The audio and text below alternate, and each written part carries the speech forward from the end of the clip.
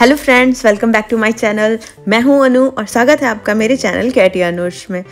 आज की special recipe है मूंग के फिटुआ या फिर कह लीजिए मूंग के मग्गल।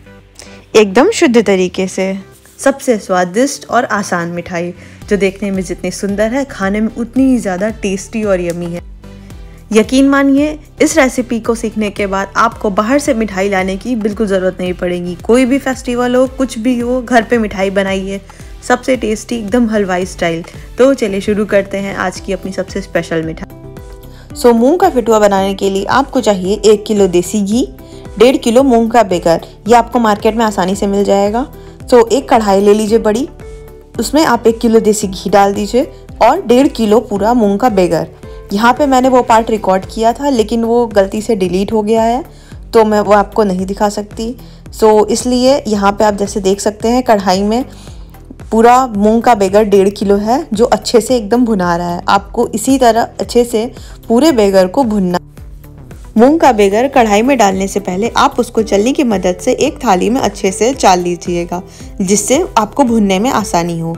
इसके बाद आप एक तरफ छोटी इलायची ले लीजिए। 8 से 10 छोटी इलायचियाँ आपको बस लेनी है, जिसे आप इस तरीके से छील के इसके छिलके अलग कर लीजिए और इन सब के बीज को अलग करके पीस लीजिए एकदम महीन। अब हम चलते हैं अपनी कढ़ाई पर। यहाँ पे जैसे देख सकते हैं हमारे मूंग के बेगर एकदम अच्छे से भून के एक बराबर हो गए हैं। जो उसमें कांटे पड़ी हुई थी वो अब एकदम से फट चुके हैं। पूरे मूंग के बेगर को आपको इस तरीके से एक बराबर करना है। जैसे कि आप देख सकते हैं ये अब हलवे की तरह एकदम दिख रहा है। जहाँ वो पूरा जमा जमा दिख रहा था, अब एकदम हलवे की तरह एक बराबर हो गया है। आपको इसी तरह एकदम अच्छे से इसे भुनना है, ज़्यादा देर तक नहीं भूनना है, वरना फिर बाद में आपको इसे फेंटने में दिक्कत होगी। अब आपको इसे किसी बड़े बर्तन में या फिर किसी बड़ी थाली या परात में इसे पलट लेना है, पूरा का पूरा मूंग का बेगर। जितनी बड़ी आपको थाली हो आपके पास, उतनी बड़ी थाली में आप इसको अच्छे से फैला दें ताकि ये जल्दी से जल्दी ठंडा हो सके। आपको इसे एकदम पूरी तरीके से ठंडा करना है, हल्का भी गर्म ना रहे। इसे अच्छे से ठंडा करने के बाद ही हम इसको फेंटना शुरू करेंगे। आप चाहे तो इसे पंखे के नीचे रखकर भी ठंडा कर सकते हैं। फ्रिज में नहीं रखना है, पंखे के नीचे रखकर ठंडा कर सकते हैं। अब आप इसे जिस कढ़ाई में हमने इसे भूना था, आप उसी कढ़ाई का यूज़ कर ले या फिर किसी परात का यूज़ कर सकते हैं। अब आपको इस तरीके से इसे फेंटना है, जैसे हलवाई फेंटते हैं, एकदम उसी तरीके से आपको इसे फेंटना है। और इसे तब तक फेंटना है जब तक हमारे मूंग के बेगर हल्के ना हो जाए। इतने हल्के कि उसे अगर हम पानी में डालें तो उसकी बूंदें तैर के ऊपर आ जाए।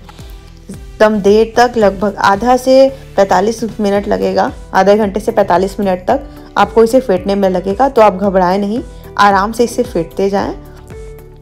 एक टाइम पे ये एकदम हल्के हो जाएंगे। जैसा कि आप इसमें देख सकते हैं कितनी सारी इसके अंदर बबल्स बन रही हैं। आपको इसी तरह से फेंटना है।